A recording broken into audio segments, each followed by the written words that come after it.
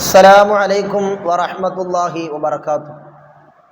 بسم الله الرحمن الرحيم. الحمد لله رب العالمين. اللهم صل وسلم على رسولك سيدنا محمد وعلى آل سيدنا ومولانا മുഹമ്മദ്. പ്രിയമുള്ള സഹോദരി സഹോദരന്മാരെ, പ്രത്യേകിച്ച് നമ്മുടെ നഈമി വിഷൻ കുടുംബങ്ങളെ എല്ലാവർക്കും സുഖമെന്ന് കരുതുന്നു. ഇന്നത്തെ ക്ലാസ്സിലൂടെ നമ്മുടെ സഹോദരിമാർക്ക്, ഉമ്മമാർക്ക് വളരെ ഉപകാരപ്രദമാകുന്ന, അവർ ആഗ്രഹിക്കുന്ന ഒരു ക്ലാസ്സാണ് ഇന്ന് നാം എടുക്കുന്നത്.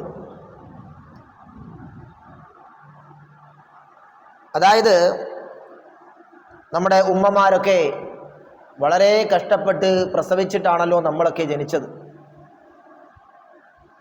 ഒരുപാട് സഹോദരിമാർ സുഖപ്രസവത്തിന് വേണ്ടി ദുആരക്കണമെന്ന് മെസ്സേജ് അയച്ച് പറയാറുണ്ട്. നമ്മുടെ വീഡിയോയുടെ താഴെ കമൻ്റായി രേഖപ്പെടുത്താറുണ്ട്. അങ്ങനെ ഒരുപാട് പേര് ദുആ കൊണ്ട് വസിയത്ത് ചെയ്യാറുണ്ട്. ഇൻഷാ അല്ലാഹ് അവർക്കൊക്കെ വേണ്ടി നമ്മൾ ദുആരക്കും. നമ്മളെല്ലാവരും ദുആരക്കണം. പ്രഗ്നൻ്റായ ഒരുപാട് സഹോദരിമാർ നമ്മുടെ നഈമി വിഷൻ കുടുംബത്തിലുണ്ട്. അവർക്കെല്ലാം അല്ലാഹു സുബ്ഹാനഹു വ തആല സുഖപ്രസവം നൽകി അനുഗ്രഹിക്കുമാറാകട്ടെ. യാതൊരു ബുദ്ധിമുട്ടോ പ്രയാസമോ അധികമായ വേദനയോ ഒന്നുമില്ലാതെ റാഹത്തായ സന്തോഷകരമായ പ്രസവം അള്ളാഹു അവർക്കൊക്കെ നൽകുമാറാകട്ടെ. സ്വാലിഹീങ്ങളായ സന്താനങ്ങളെ അള്ളാഹു നൽകുമാറാകട്ടെ. അപ്പോൾ ഓപ്പറേഷൻ ഇല്ലാതെ, സിസേറിയൻ ഇല്ലാതെ സുഖപ്രസവം ലഭിക്കാൻ ആവശ്യമായ ഒന്ന് രണ്ട് കാര്യങ്ങളാണ് ഇന്ന് ഞാൻ പറഞ്ഞു തരുന്നത്. സുഖപ്രസവം എന്ന് പറഞ്ഞാൽ, സത്യം പറഞ്ഞാൽ അത് അല്പം ബുദ്ധിമുട്ടുള്ള പ്രസവമാണല്ലോ സുഖപ്രസവം. ഓപ്പറേഷൻ ആകുമ്പോൾ വേദനയൊന്നും അറിയില്ല, പക്ഷേ അതിൻ്റെ തിക്തഫലം പിന്നീടായിരിക്കും അറിയുന്നത്. സിസേറിയൻ ചെയ്താൽ പിന്നീട് അവരുടെ ജീവിതകാലം മുഴുവൻ നടുവേദനയും പുറംപുളപ്പും പുറം വേദനയും ശാരീരിക വേദനയും വലിയ പല പല ബുദ്ധിമുട്ടുകളുമാണ്. ഇന്നത്തെ ഇൻഷാ അല്ലാഹ് ഞാനത് പറഞ്ഞുതരാം, എന്താ ചെയ്യേണ്ടതെന്ന് പറഞ്ഞുതരാം. അതിനു മുമ്പ് ഒന്ന് രണ്ട് കാര്യങ്ങൾ പറയുകയാണ്. നമ്മളൊക്കെ ദ്വാരക്കും, അവർക്ക് സുഖപ്രസവം കിട്ടാൻ വേണ്ടി ദ്വാരക്കും, സുഖപ്രസവത്തിന് വേണ്ടി നമ്മൾ മന്ത്രിക്കും. ഇതൊക്കെ ചെയ്യുന്നതോടൊപ്പം നമ്മൾ ശ്രദ്ധിക്കേണ്ട മറ്റൊരു കാര്യം, നമ്മൾ പോകുന്ന ഹോസ്പിറ്റൽ നമുക്ക് വിശ്വാസമുള്ളതാണോ എന്ന് പ്രത്യേകം നമ്മൾ ചിന്തിക്കേണ്ടതുണ്ട്. കാരണം ഇത് പറയാൻ കാരണം, പ്രൈവറ്റ് ഹോസ്പിറ്റലുകളുടെ കൂട്ടത്തിൽ വളരെ വളരെ തുച്ഛമായ വിരലിലെണ്ണാവുന്ന ഹോസ്പിറ്റലുകൾ മാത്രമാണ് സത്യസന്ധമായി മുന്നോട്ട് പോകുന്നത്.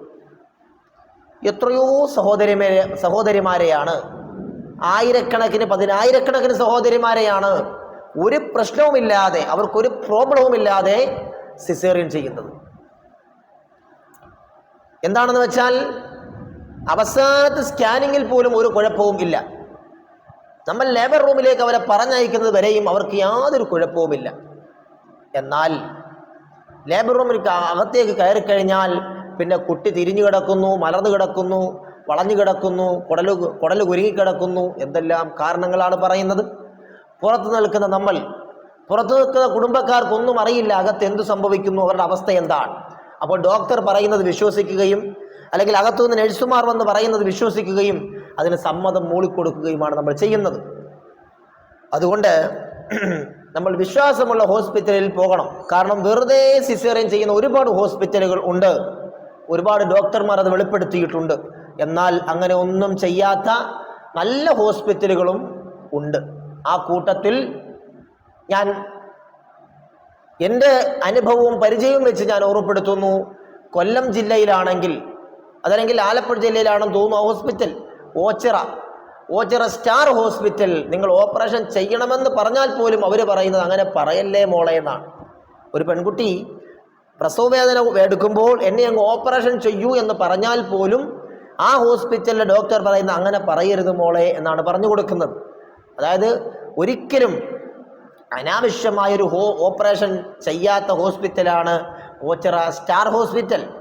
അവിടെ പ്രസവത്തിന് ഒരുപാട് പേര് അവിടെ വരുന്നതാണ്. പ്രസവത്തിന് പ്രത്യേകിച്ച് അവിടെ ആൾക്കാർ ആ ഹോസ്പിറ്റൽ തിരഞ്ഞു വരുന്ന ഒരു ഹോസ്പിറ്റലാണ്. ഞാനിത് പറയാൻ കാരണം, ഹോസ്പിറ്റലുമായി എനിക്ക് യാതൊരു ബന്ധവുമില്ല. എൻ്റെ മക്കളെയൊക്കെ പ്രസവിച്ചത് അവിടെയാണെന്ന് മാത്രം. അതല്ലാതെ ഹോസ്പിറ്റലുമായിട്ടോ അവിടുത്തെ അധികാരികളുമായിട്ടോ യാതൊരു ബന്ധവും എനിക്കില്ല.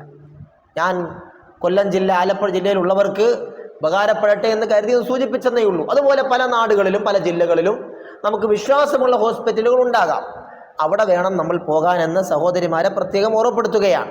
ഇൻഷാ അള്ളാ ഇനി ആ ഹോസ്പിറ്റലുകാർക്കും ഹോസ്പിറ്റലിലുള്ള ഡോക്ടർമാർക്കും അധികാരികൾക്കും നമ്മളെ ഓപ്പറേഷൻ ചെയ്യണമെന്ന മനസ്സവർക്ക് വരാതിരിക്കാനും നമുക്ക് സുഖപ്രസവം കിട്ടാനും, ആ സുഖപ്രസവം എന്ന് പറയുമ്പോൾ പ്രസവവേദനയുണ്ടല്ലോ, ആ പ്രസവവേദനയൊക്കെ ഒന്ന് ചുരുങ്ങി നമുക്കൊരു വേദനയൊക്കെ കുറഞ്ഞു കിട്ടാനും റാഹത്തായിട്ട് സന്തോഷത്തോടെ പെട്ടെന്ന് പ്രസവിക്കാനും ഒക്കെ ഉപകാരപ്പെടുന്ന കാര്യങ്ങളാണ് നിങ്ങൾക്ക് പറഞ്ഞു തരുന്നത്. എന്താണ് ചെയ്യേണ്ടത്?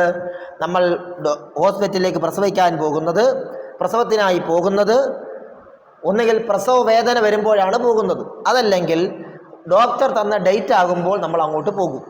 ആ സമയത്ത് ഡോക്ടർ തന്ന ആ ഡേറ്റിൽ നമ്മൾ പോകുമ്പോൾ, അതല്ലെങ്കിൽ പ്രസവവേദന എടുത്തിട്ട് പോകാനൊരുങ്ങുന്ന സമയത്ത് അല്പം ചൂടുവെള്ളം എടുക്കുക. തിളപ്പിച്ച വെള്ളം കുറച്ച് ചൂടാറ്റി ഇളം ചൂടുള്ള വെള്ളം എടുക്കുക. അപ്പോൾ കുറച്ച് ചൂട് വേണം, നമുക്ക് കുടിക്കാൻ പറ്റുന്ന രൂപത്തിലുള്ള കുറച്ച് ചൂട്. ആ ചൂടുവെള്ളത്തിൽ എന്ത് ചെയ്യണം? മഹാന്മാരായ ബദരീങ്ങളുടെ മേൽ 11 ഫാത്തിഹ ഓതി മന്ത്രിക്കുക. ഇത് വെറുതെ പറയുന്നതല്ല, മഹാന്മാർ പഠിപ്പിച്ചു തന്നതാണ്. നിയത്ത് വെക്കണം. ഒന്നുകിൽ സ്വന്തമായിട്ടാണ് ഓതുന്നതെങ്കിൽ എൻ്റെ പ്രസവം എന്ന നിയത്ത് വെക്കുക, അതല്ല ഉമ്മയാണ് മന്ത്രിച്ചു കൊടുക്കുന്നതെങ്കിൽ എൻ്റെ മകളുടെ പ്രസവം എന്ന നിയത്ത് വെക്കുക. അവൾക്ക് സുഖപ്രസവം ഉണ്ടാകണം, ഓപ്പറേഷൻ ചെയ്യേണ്ടുന്നൊരവസ്ഥ വരരുത്, സിസേറിയൻ ആവശ്യമാകുന്ന ഒരവസ്ഥ വരാൻ പാടില്ല. അതുപോലെ അമിതമായ വേദന കൊണ്ട് ബുദ്ധിമുട്ടാനും പാടില്ല. അമിതമായ സഹിക്കാൻ പറ്റാത്ത രൂപത്തിലുള്ള വേദന ഉണ്ടാകരുത്, വേദന കൊണ്ട് ബുദ്ധിമുട്ടേണ്ട അവസ്ഥയും വരരുത്. അതുപോലെ തന്നെ ഓപ്പറേഷൻ ചെയ്യേണ്ടുന്ന അവസ്ഥയും വരാതെ നല്ല റാഹത്തായി സന്തോഷത്തോടെ പ്രസവിക്കാൻ കഴിയണം എന്ന നിയത്ത്, അത് സ്വന്തമായിട്ടാണ് മന്ത്രിക്കുന്നതെങ്കിലും മറ്റുള്ള മന്ത്രിച്ചു കൊടുക്കുകയാണെങ്കിലും ആ നിയത്ത് വെച്ചുകൊണ്ട് 11 ഫാത്തിഹ ഈ വെള്ളത്തിലേക്ക് മന്ത്രിച്ചു ഊതുക. ഓരോ ഫാത്തിഹയും ബദരീങ്ങളുടെ മേൽ ഓതിയിട്ട് ആ വെള്ളത്തിലേക്ക് ഇഷ്ഫി എന്ന് പറഞ്ഞ് ഊതുക.